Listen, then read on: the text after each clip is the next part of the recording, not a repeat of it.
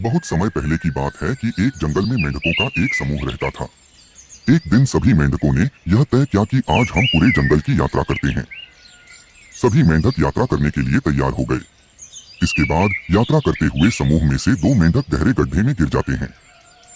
जिसके बाद दोनों मेंढक बाहर निकलने का काफी प्रयास करते हैं, लेकिन दोनों में से कोई भी बाहर नहीं निकल पाता। यह सब देखकर गड्ढे के बाहर उन दोनों मेंढकों के साथी तेज आवाज में चिल्ला रहे थे और आपस में बात करते हुए यह बोल रहे थे कि तुम्हारी कोशिश करना बेकार है। तुम कितनी भी कोशिश कर लो, गड्ढे से बाहर नहीं निकल पाओगे।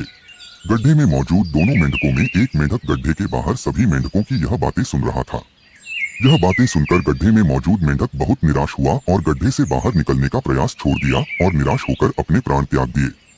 परंतु दूसरा मेंढक अभी भी पूरी तरह से गड्ढे बाहर निकलने की कोशिश करने में लगा हुआ था और गड्ढे के बाहर मौजूद सभी मेंढक उसका मजाक बना रहे थे और हंस रहे थे।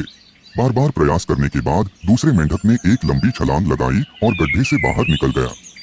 समूह के सभी मेंढक यह देखकर हैरान रह गए। जब सबने पूछा कि उसने ये कैसे किया, तो उस मेंढक ने जवाब दिया, वह बहरा है और वह बाहर निकलने की कोशिश कर रहा था कि उसे लगा बाकी सभी मेंढक उसे उत्साहित करने के लिए उछल रहे हैं।